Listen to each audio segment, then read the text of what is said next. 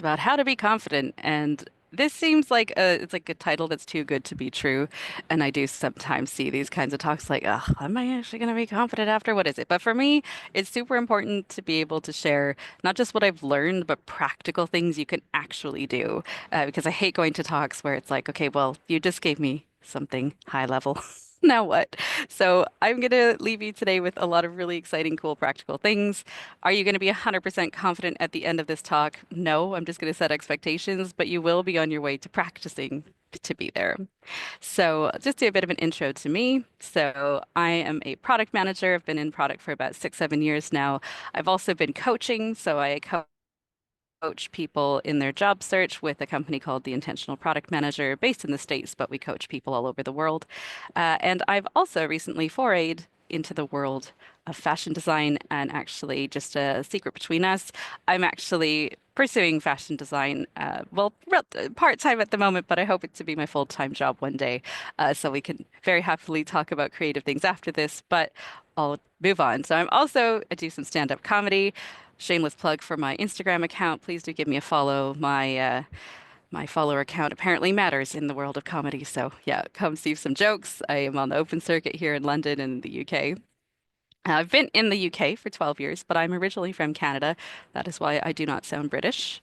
And I have been coaching and mentoring people for over 20 years. I've been doing this ever since I was in school, in university, in volunteer jobs, in paid jobs, and now I do it, well, mostly full time as well. So I've got a lot of experience, not just helping other people, but learning from people to help myself become more confident. And that's what I want to share with you today. Two more things. I've completed over 6,500 levels of Candy Crush without ever spending a penny. And I feel like this is a massive accomplishment that I just, have a platform. I'm going to share it. And last but not least, I was once told I have an effervescent presence, and I still don't know what that means, but I'll let you be the judge of that. So that's a bit about me. Today, what we're going to cover: what is confidence? Why do you need confidence? Where can it be used? And three practical ways to practice confidence. Now, I know this is an aggressive GIF, so we're going to move on, but I just wanted to make it abundantly clear. Obviously, today is all about confidence. So, confidence is a feeling. It's an emotional state, a state of mind. It's a perception that you lack nothing. And I think that is the key part of this definition here by Mark Manson. It's the feeling that you are equipped with everything you need, both now and for the future. And so the way I think about it is today we're going to really be focusing on self-confidence. And what I mean by that is how can we build up that perception in ourselves that we don't lack anything, that you can move forward and approach whatever you need to approach, be it in your personal, social life, whatever it is. So, why do you need confidence? This sounds like an obvious question, but there's actually a lot of research that shows that it can contribute to a lot of positive things in your life. You can get out of your head and enjoy life. I know that's not the most scientific term, but it makes a big difference to our well-being. It'll help you have more positive social interactions, help you build resilience and happiness, something we've already talked about. You'll have less fear and anxiety. Now, that's not to say that it's a cure-all. You still absolutely, there's a lot of work around fear and anxiety that can be done outside of it, but it certainly is the start to an antidote to start working on that. You'll start to make healthier lifestyle choices as well because you're more confident not just in yourself, but you want to do better for yourself. And so that comes with the territory, which is not a bad thing. You'll find success at work, and you'll notice I intentionally put that lower down the list because confidence isn't just about work, it's about everything in your life. But it is important you will see a difference at work as well. You'll make better decisions because you'll be more confident in them and sure of yourself. And then a bonus one here. I really like this quote from Tony Robbins. Knowing how to be confident matters because it creates certainty in uncertain situations. So I think this is something that we all want more of, especially in product where we're dealing with ambiguity all the time. How can we be confident in our decision making and what we're doing and how we interact with people to bring that forward? So where can it be used? This sounds kind of obvious, but I've just broken it down into three areas. So in professional settings, interviews, presentations, negotiations, meetings, in your personal settings, so social situations, when you try new things, that's probably the place we need it the most because you're a beginner. You're not expected to know everything, and it kind of stops us. But not having confidence stops us trying new things. That's kind of the fun of life. Setting boundaries. I could do a whole talk on that, but I won't right now. And in daily moments, so walking through crowded spaces, expressing your opinions, choosing what you want to wear, like out of interest, people here, how many of you wish you wore more color and you just feel like, nah, I don't want, yeah. All of these things can absolutely be stemmed from having more confidence in yourself. So where can you use it? My friend Dolly here, worldwide. She's absolutely right. Everywhere. Okay, so how do we actually practice confidence? So I want you to get up. You can turn your camera off if you want, you don't have to. Unfortunately, my audio isn't working, so we're going to have a little bit of an improv here. What I would like for you to do is to go to YouTube or your favorite music streaming app and put on one of your absolute favorite songs. Like, what's a song that makes you feel so good about yourself? And what I want you to do is, whatever space you're in, is to just get up and walk around for 30 seconds with that song on. So I'll leave it for 30 seconds. You can turn your camera off if you want. Um, I won't make you, yeah, show us. But yes, please find your favorite song and just walk around your space and see how you feel. Okay, I'll put a timer on for 30 seconds.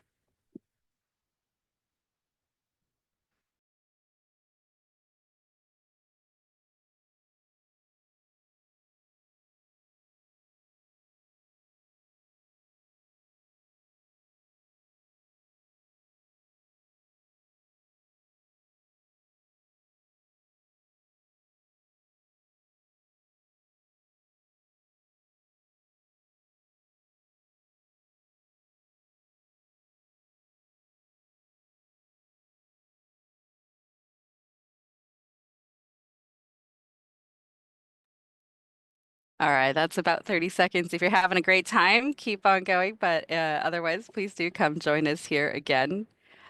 And just let me know you're back so I know I'm talking to people. And thank you for actually participating. I really appreciate it.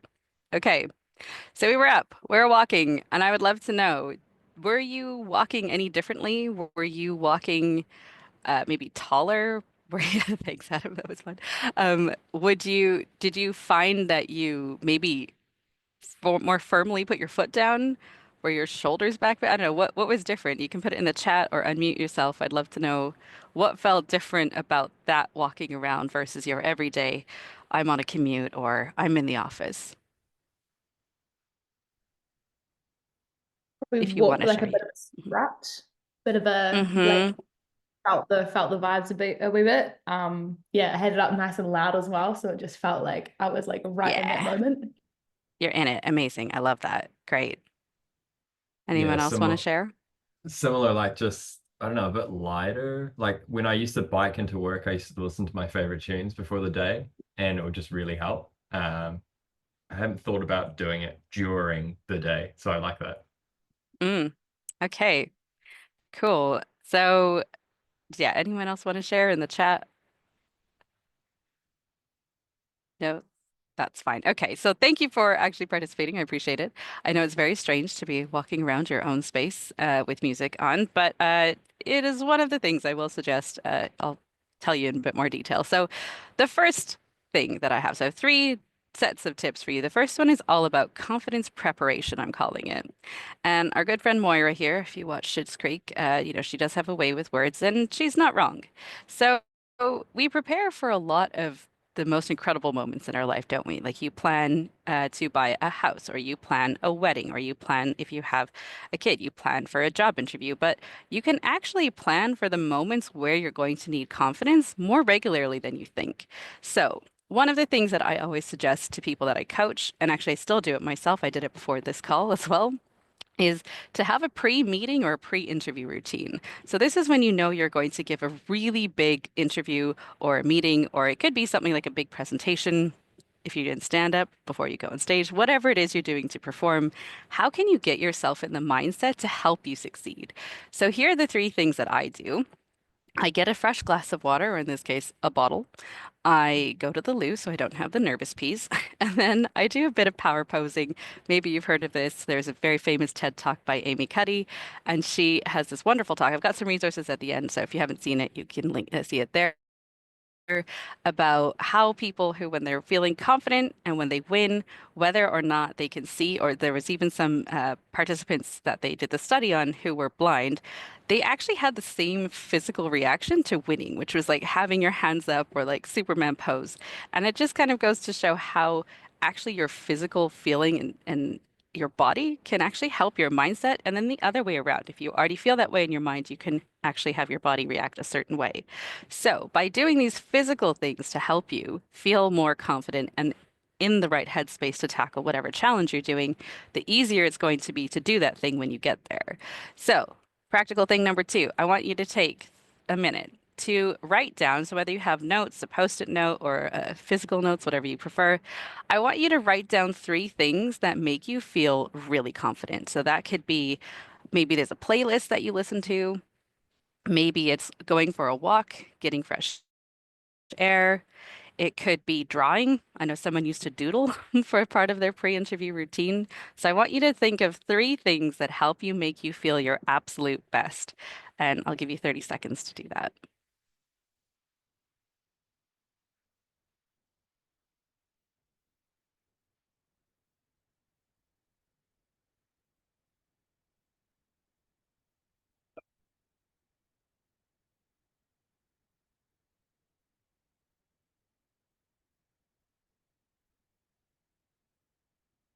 You might be going through your head thinking, oh gosh, this sounds so silly. It's a bit crass or a bit cringe. And it will be to start with, but it's one of these things that the more you do it, the easier it becomes second nature, and then that confidence will start exuding quite a lot more. I'll just give you a few more seconds to write any other thoughts down here.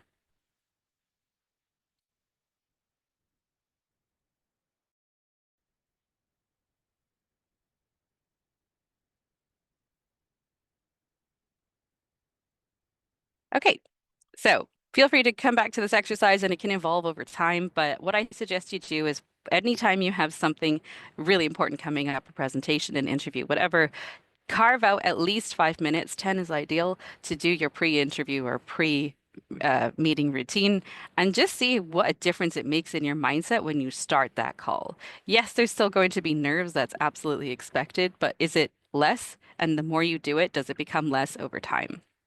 All right, the second thing I suggest are confidence playlists. So I wish I could have played you mine, but I do have a link at the end to one of my Spotify playlists. What are songs that make you feel so good? I have quite a mix of stuff. Like sometimes I'm in the mood for some heavy metal, and sometimes I'm in the mood for some upbeat pop. Whatever it is, you can have. What I do is I have a Spotify playlist, and I tend to do a lot of music discovery. And if I hear something, I'm like, oh man, this is a great jam. It's good vibes. Whack it on that playlist so that it just starts building over time. And you can put it on whenever you need it. The last thing, and this is an interesting one I came across a few years ago, is actually rename your passwords. And if you have apps on your phone and groups of apps, you can actually rename them. And so, for example, in my last job, I really did like this job, and I actually had my work password was "I love this job." Obviously, a bit more secure than that. It is not anymore, so don't try and steal my passwords. But anyways, it just gets you in the mindset like, actually, I like where I am. I like where I am, and this is a good place to be. And then when it comes to groups of apps, I'll give you an example. So I have a group of health apps on my phone, and instead of calling it health apps, it is "I am healthy." Because I just remind myself, like, actually, you know what? I am able-bodied. I'm able to travel. This is another one. I have a group of travel apps. So, like, I'm grateful that I actually get to go and travel. That's where I have all my plane and train apps, so I can book things. And it just reminds you to be grateful because if you are grateful for the things you have, then you don't feel like you lack the things you don't have. So the more you bake that into your psyche, the more it will stick. So by infusing it into these places, this will help you with your confidence preparation. Cool. The next thing is practice being confident in low stakes environments. So, what does that actually look like? So, for me, it's three things. So, I actually volunteer as a Girl Guide leader in my local community. It's something I've been a part of most of my life. But actually, I find the more that I teach or volunteer and coach, the more confident I am because if I can teach the thing that I'm trying to talk about, I get more confident in it. And so I'm actually foraying into a completely new industry, completely new business. And I'm already starting to do a little bit of teaching, even though it's not my expertise. Embroidery is kind of the creative space I'm moving into. But it's helping me build my confidence because if I can explain it easily and simply to someone else, then I know I understand it, and then I feel like I lack less, or there's less of a gap in that lack of knowledge. So that's one way to do it. Another way, this is my favorite thing, is to practice confident walking in public spaces. Now, this sounds cringe, I know. However, if you live in a big metropolitan city like London, where I live, or New York, where I know some other people are based, there are so many people around, and they are all just thinking about themselves. So actually, you have as many catwalks as you want available to you. So what I do is I find that confidence playlist, put on my headphones, and if I'm walking through a tube station, because again, no one is paying attention to you as much as you're paying attention to you, I will actually do that walk that you all practiced earlier in your own space. And is anyone actually going to notice you have a bit more of a pep in your step? No. But are you going to practice what that feels like outside of your own house? Yes. So that is a very practical way to practice feeling more confident. Great playlist, walking through the tube or in public where people aren't paying attention to you. Power posing, we already talked about. I've got a link to that at the end. And then the last thing is intentionally seeking small rejections to desensitize from what that means. So I don't know if you guys have heard of, I can't remember his name now. I wish I'll find the article and put it in my resource list. So it was someone who went out to get 100 rejections in 1 month. They were in a business, they were doing something new. And they were very, very much about how trying to figure out how could they not feel so bad about getting rejection by just getting it more often. And so, what I'll give you an example for me, what that looks like is I'm this week going to go and try and sell my fabric designs. This is one that I've designed, and I'm aiming to get 3 no's, like just flat out people saying, no, Parveen, we do not want your designs. Because I know when it comes time to actually pitching to the people that I really want to pitch to, that I'll already know what it feels like. I've desensitized from it, and I've actually already set my mind to, okay, if it doesn't work, has my life ended? No.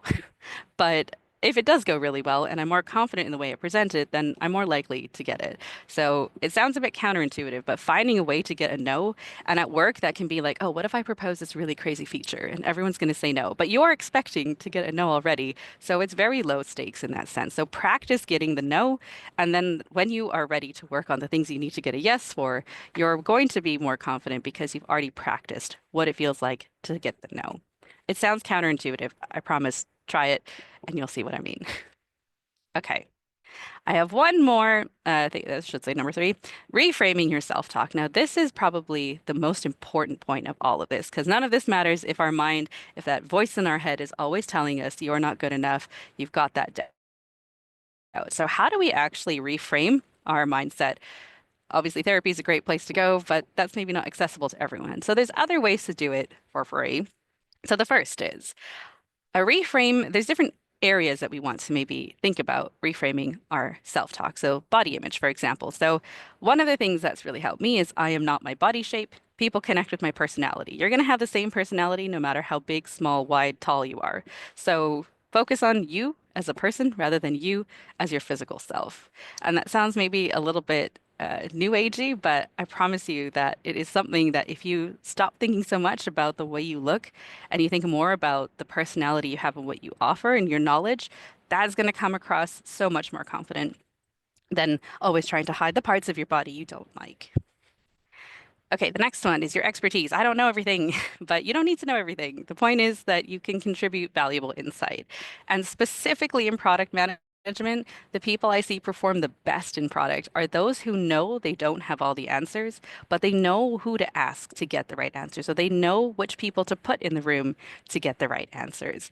And that mindset shift, especially in product management, is huge because a lot of times we go into companies and we think, oh, I have to have all the answers. But no, you have to find the way to find the answer. That is why you have your job. And so actually having that mindset shift will help you feel less like, oh, I have to have an answer to everything in refinement or an answer to everything in this design sprint, but rather you're exploring with curiosity, asking people questions to get to that right answer, whatever that is for your project. Okay, second to last one here, permission. This one, I asked some people earlier, how many of you are afraid to wear color? Well, this is one thing that I've seen a lot of people struggle with. This is just a specific example. There could be other things as well, but I deserve to wear color, take up space, and express myself fully. And this is not necessarily something that you have to, like, you can absolutely have affirmations around your room. If you have it on a post-it note, for me, sometimes I put quotes on my phone. So every time I go to open it up, it's just there glaring at me, reminding me of it. Another way to do it is oh, sorry. I have 5 points on the slide. I forgot. So gratitude practice, like I said, you won't feel you're lacking anything if you appreciate what you already have. And so by reframing your self-talk in the 3 ways I've just mentioned, and then also building in a gratitude practice, it can literally be 1 minute a day. What am I thankful for that I have in my life? A physical thing and a person. That's it. You don't even have to write it down. It's something you can just talk to yourself to do. Journaling is great, but I know not everyone has time for it or finds use in that practice. But the gratitude part is really going to help you shift your self-talk. And the last thing, I know it's the shortest point, but for me, it's probably made the biggest impact of all these things is I curate my social media feeds. So how many of you scroll on TikTok, on Instagram mindlessly? Could be for 10 minutes, could be for hours. Well, why not put things there that are actually going to make you feel good about yourself? So at the end of this talk, I have a QR code and a link as well to a bunch of recommendations on Instagram that I follow that I found a lot of help with. So I'll leave that for you to look at. But why not curate the spaces you're already spending time to help you feel better about yourself and build up your confidence, drip feed it in? Cool. So you're confident now, right? We're there? No, probably not, but that's to be expected. I just want to point out this is an ongoing practice. It's not a destination.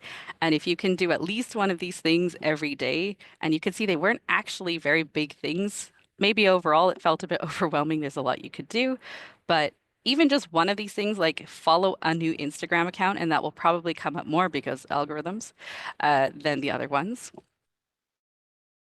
Or if you practice a power pose before a meeting, even if it's just in your house and you're in your sweatpants, whatever, how is that going to help you deliver the presentation you need to deliver? So I'll make these slides available and you can access these as well. So if you come back to them. But the other thing I'm going to note here, and I meant to say this at the beginning, I actually, believe it or not, used to be very shy. I used to hide behind my mom when she tried to drop me off at nursery, and I just wouldn't go in because I didn't want to speak to people.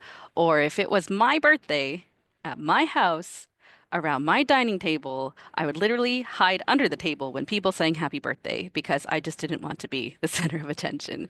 I used to be very shy, and I cannot tell you that there's one thing that changed it for me or one event that made me more confident, but it's a series of all of these things over time and infusing that confidence in that's helped me be more confident as I am today. So just keep in mind it's not a destination. It's something you're going to work on constantly, and it's something you need to practice regularly, but it doesn't have to take a lot of effort. Okay, that's my inspirational story. Let's move on. Right. So the last thing I want to share is I would love for you to build your habits. So what I've done is I put together this QR code you can scan, or there's a link as well. And I've shamelessly put my comedy Instagram below because I really need more followers. But anyways, at the top there, it takes you to my website. Please don't judge my website too much. It's very new. I only put it live last week, and there's a lot of work to do. But we're in product. We iterate. We're okay with that, right? So yeah, you can find a whole host of things there. My Confidence Spotify playlist, the song that I would have played for you if I had figured that out. And then a whole other post of songs that I quite like and that get me feeling like I'm in a good mood.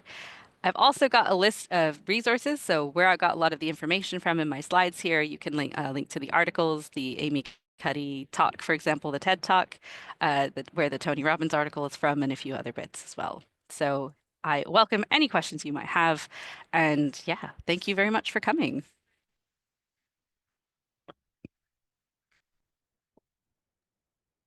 Thank Oh, you well, yeah, I'll so pass much. back to Adam now as well. Yeah. No, no worries, Praveen. Thank you so much.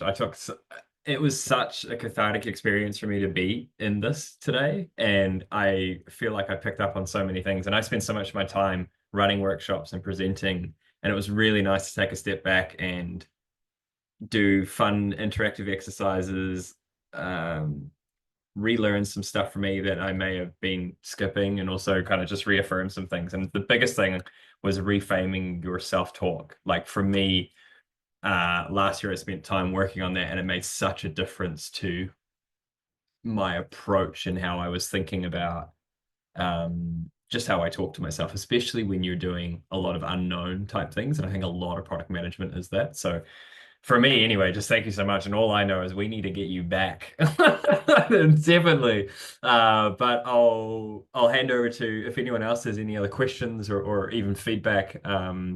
Now is the time. Yeah, thank you for having me. I very much welcome any questions, any feedback, any comments, like what came up for you, what was maybe something you hadn't thought about or something that reminded you. Yeah, I'd love to know. We're a small group. We can keep it intimate. I just thought the power poses was really like nice. I've seen that before in Ted Lasso when Rebecca does her thing in that, and I was like, that is something that I see all the time when she does her big like dance, and I was like, yeah, I feel like that's Yeah. a no, this was really great. It was really nice and fun, and yeah, definitely like very easy things to apply. So yeah, thank you very much. No, you're welcome. Thanks for the reminder. Actually, I forgot about the Ted Lasso example. I might throw that in. Like that GIF in, it's great. Yeah, thanks, Praveen. It's been interesting. Like, sorry, I joined late as well, but like I got yeah a lot out of that, and all of the sort of things you mentioned are things that I've been sort of very conscious in at the moment. I've been like on a job hunt sort of thing. Job interviews are terrifying. I've struggled with like it's a tough market out there, and it's been one of the things that's really helped me is meeting lots of other people in the same boat and realizing it's not personal. It's not me. Everyone is struggling here, and that's actually been pretty good for my confidence. Um, but yeah, the self-talk thing has been massive. I think I've really noticed in like especially when I've been applying for roles that are a bit of a stretch, I tend to focus on what I haven't done rather than like the things that I have, and sort of being able to reframe that and focus on, hey, these are like the bits where I excel has improved my confidence going into the interviews. Because if you're not confident in the interviews, that's just gonna scream out that you're not confident in your ability to do the job, even though it's not the case at all. Yeah, that's it. That's a really good. I actually just took a note of that as well. I feel like there's a lot of these phrases that I come across in some of the accounts that I follow, and sometimes they're just as simple like "I am enough," and I'm like, oh, that's like so enough. Isn't that what like Karens put on their walls in their houses? But actually, like seeing it enough times and like trying to embody that makes such a big difference. And it's not just the "I am enough," but for me, that like taking it further is I can figure this out. It's not like I don't have to know it now, but I can figure this out. And I think that's such a huge strength the product managers is we don't have all the answers. We don't know the problem space inside and out. Like my last role, I was in healthcare and I had worked on the front with people on the front line in healthcare. But there's still so much I didn't know. But I was like, I can figure it out. Like I know enough of the lingo. I know where to look. Google's our friend. ChatGPT's our friend. Sort of. There's a lot that we can draw on to get to the oh, I know enough. So you're absolutely right. It's like how you come across an interview is how an interviewer is judging how you'll come across in the company. And there's always going to be that element of nerves. Like you're not always going to be that nervous in the company, but you want to put your best foot forward. So how can you get there at the beginning of the interview rather than later down the line when maybe, they were like, oh, wow, you actually are confident or oh, you do speak very well. Like let's try and get there sooner. Definitely feel like interviews show off the worst of you in a lot of cases. They're not You're very not wrong. conducive to, No, you're yeah. not wrong. I could do a whole talk about how I think the interviews are crap, but that's a different talk. It's another There's a better way topic. to do it. That's a topic. That sounds like a brilliant one. Praveen, I've got a question for you. So you've gone Hmm. through quite a few life changes recently with um, switching up career a little bit, focusing on some other areas of the fashion, which is really exciting. How do you feel that these techniques, like, do you feel like these techniques have given you a bit of a platform to go ahead and do that? Was it kind of building blocks over time that have built up that confidence for you to be able to make some of these changes, or how do you kind of see that correlation if there was one? Yeah, no, there definitely was one. I would say if I were to try and think about making a decision to change my whole career 3 years ago, even 2 years ago, I'd just run away. No, not at all. Like the way that I sort of was fed what the success is and how that's been fed to me, from family, friends, society, what we see in the media, and then actually reframing that of like, what does it mean for me? I was only really able to make that sort of, what's the word I'm looking for? That realization when I got out of my own head and just started enjoying and living my life. And the only way I could do that was by doing these things. So quiet that inside voice, reframe that self-talk, and just find a way to find more opportunities to feel good about myself and then trust myself. I think that's the thing that that changed for me a lot last year is like I trust myself to figure it out. I don't know. I've never worked in fashion, but I'm going to figure it out. That's fine.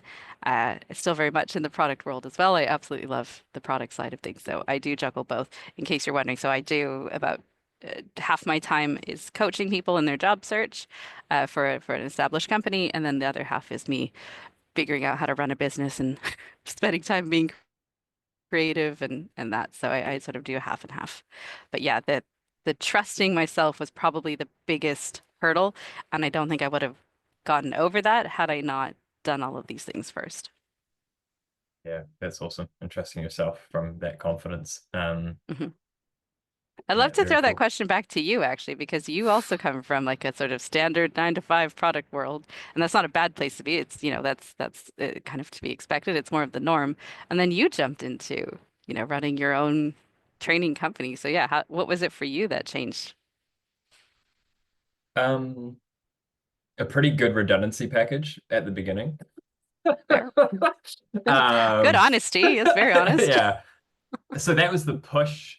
That was one of the signals, but well, one of the things that helped. It's a reality, right? You got to pay yourself. But what helped me, I think, similar to what you described, like I think throughout my career, taking little risks, developing my confidence, practicing it, you build a lot more trust in your capabilities. And even simple things for me around like visualization or making a rough plan and celebrating smaller wins really, I guess, gave me the confidence that I can do it. It's going to be tough, but it will be all right. Um, there's certainly no secret sauce, but I completely agree with what you're saying. Like it was this compounding impact of if I can do this for 10 years in companies and see good results, then there's no reason I can't do it alone. And just building that trust in yourself, and also knowing there's always plan B and plan C and plan D. And then you need to pull that through when you're doing your own company as well, that this is plan A, this is what we're trying to do, but if it doesn't work, then we'll go to plan B. And you just, I think as product people, we're really fortunate that we work in these environments where you're trying to do stuff and it fails and then you move on. So I think that's helped. And then also just my childhood, like my parents were super kind of risk takers. Like they moved from Ireland to New Zealand and we moved around and they were always very supportive. So I've kind of come from that environment, which I'm very fortunate of. And I think that's one of the things that we want to try and weave through with Collab as well. Like how do we support people through that growth journey? Yeah, I don't know. I need to think on that a little bit more, but yeah, No, thanks I for like asking. that. That's great. I think I was speaking to, it was the director of alumni relations at my first uni in Canada, and they were, they were over here in the UK. We were at an event and we were chatting, and they're like, "What was it like? How did you make the decision to make that change?" Because very rarely do we hear what the triggers were to make the change. And I think you asked a really good question of like, how did you feel ready to go? And I think the truth is you're never really ready to make the change, but you trust yourself enough to take the leap and that confidence builds up. Whatever that is, getting a new job, moving countries, whatever, it's starting a family, whatever it might be. And I think, yeah, when you asked me that question, it made me think of that of like, we don't really talk about what is the trigger and how do you make the decision? Like, what's the reasoning of doing, what we do? So, yeah. This has been a really great chat. No, thank you all for the questions, comments, and happy to answer any more.